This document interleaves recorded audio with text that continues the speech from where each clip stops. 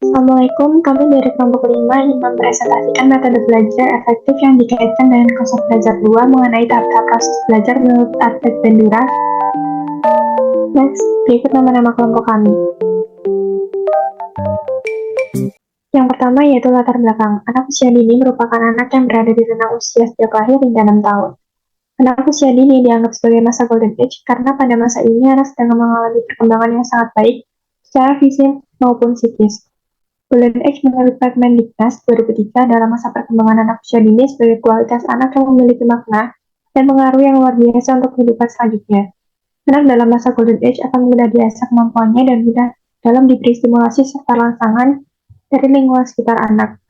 Taman kanak-kanak adalah salah satu bentuk satuan pendidikan anak usia dini pada jalur pendidikan formal yang menyelenggarakan program pendidikan bagi anak usia 4-6 tahun.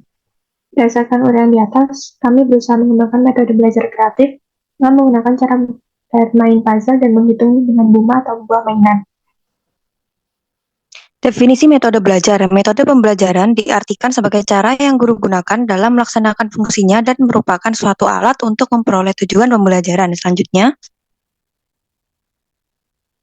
menurut Abdurrahman Ginting, metode pembelajaran dapat didefinisikan sebagai pola atau cara yang khas dalam memanfaatkan prinsip-prinsip dasar pendidikan dan berbagai teknik serta sumber daya lain yang berhubungan agar terlaksana proses pembelajaran terhadap peserta didik.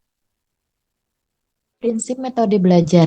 Prinsip yang harus digunakan dalam metode pembelajaran adalah hendak membuat siswa semakin penasaran dengan isinya, mampu memberikan peluang ekspresif kreatif dalam seni, memungkinkan siswa belajar melalui pemecahan masalah, meningkatkan motivasi belajar siswa untuk belajar mandiri, memungkinkan siswa belajar kooperatif, dan memungkinkan siswa untuk mendengarkan.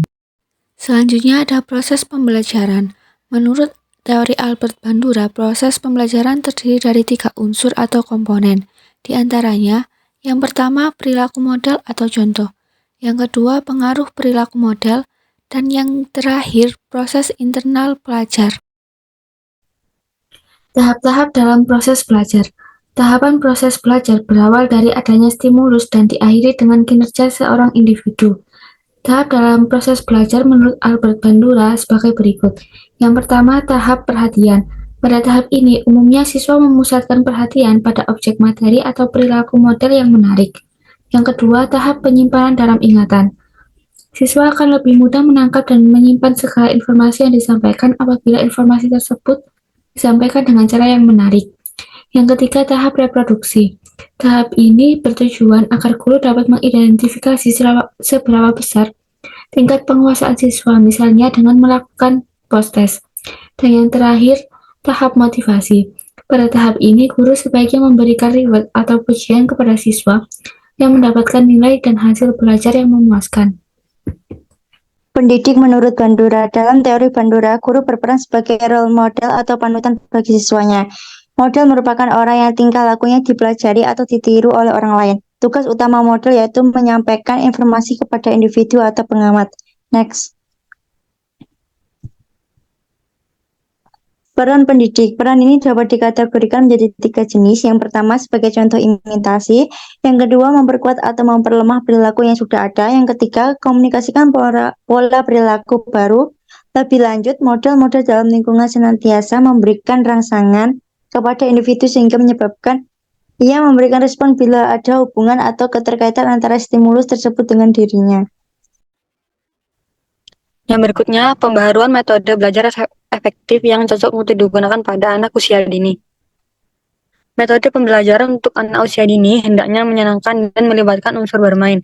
Metode dasar yang bisa digunakan oleh pendidik hendaknya punya keinginan menyampaikan pengetahuan kepada anak didik. Dalam metode pembaruan belajar, metode baru diperlukan untuk mencapai efektivitas pada anak usia dini agar pembelajaran menjadi lebih menyenangkan dan lebih mudah dimengerti. Pada metode pembaruan ini, kami menggunakan metode baru dengan berfokus pada meningkatkan pembelajaran berhitung dan kemampuan kognitif anak. Dalam berhitung, kami menggunakan metode berhitung dengan buah mainan dan meningkatkan kemampuan kognitif dengan permainan puzzle. Next. Permainan berhitung. Menurut Depdiknas, permainan berhitung merupakan bagian dari matematika yang diperlukan untuk menumbuh kembangkan keterampilan berhitung yang sangat berguna, terutama konsep bilangan yang merupakan dasar bagi pengembangan kemampuan berhitung anak seperti pengenalan konsep bilangan, lambang bilangan, warna, bentuk ukuran melalui berbagai bentuk alat, dan kegiatan bermain yang menyenangkan. Berikutnya. Puzzle. Puzzle merupakan alat permainan edukatif yang menyenangkan yang bisa digunakan untuk mengembangkan kemampuan berpikir atau kemampuan kognitif anak untuk memecahkan masalah. Eliawati berpendapat puzzle adalah kepingan dari sebuah gambar yang bertujuan agar anak mengenal bentuk, melatih daya pengamatan dan daya konsentrasi anak. Kesimpulan dari materi kami membuat pembaruan metode belajar kreatif dengan melibatkan unsur bermain, misalnya metode baru yang berfokus pada meningkatkan berhitung dengan buah mainan atau BUMA dan mengasah kemampuan kognitif anak usia dini dengan bermain puzzle. Sekian dari kami, mohon maaf jika ada salah kata. Wassalamualaikum warahmatullahi wabarakatuh.